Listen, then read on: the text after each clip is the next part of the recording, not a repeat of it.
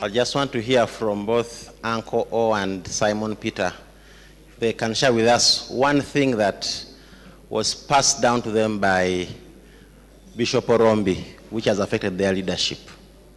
I happen to have served the Archbishop as his chaplain. Now, a chaplain is a fancy title for a personal assistant, and I did that for 7 years. I personally received a number of virtues. But I think top on the list is humility. This is a man who would interact with high-profile people.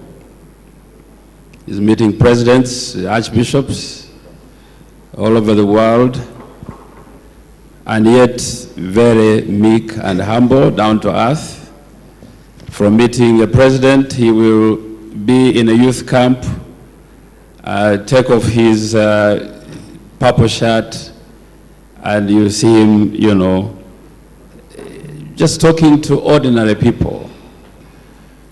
And every Monday, he would have a day off spent on a prayer mountain in Nebi, at least when he would be in Uganda. And we would all go together and spend the day on the prayer mountain, praying all day long, praying and fasting.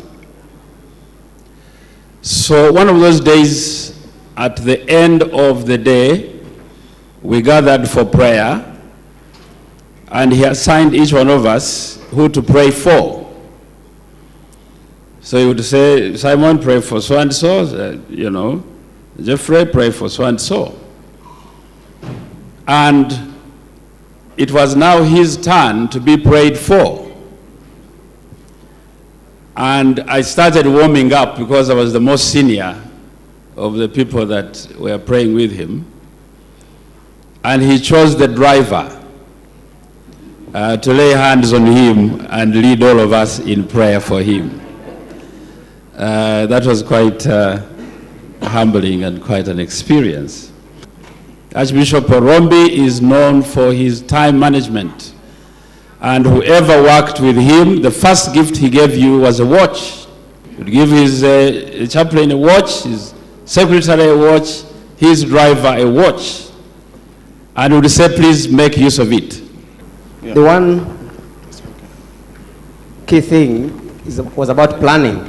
Plan and plan well. If he came to a meeting like this and found us disorganized, he would be disappointed. And I just want to say he was happy with how we were running this meeting. So planning is one thing I pick from him. It is one thing he told me he was going to work with me because I keep time. He gave me an appointment for 10 o'clock. I went at 9:30. And when he met me, he told me, I will work with you because you keep time. Bishop Orombi, he drew for me a picture of who God is in my life. And I will illustrate this for you. I was traveling with him.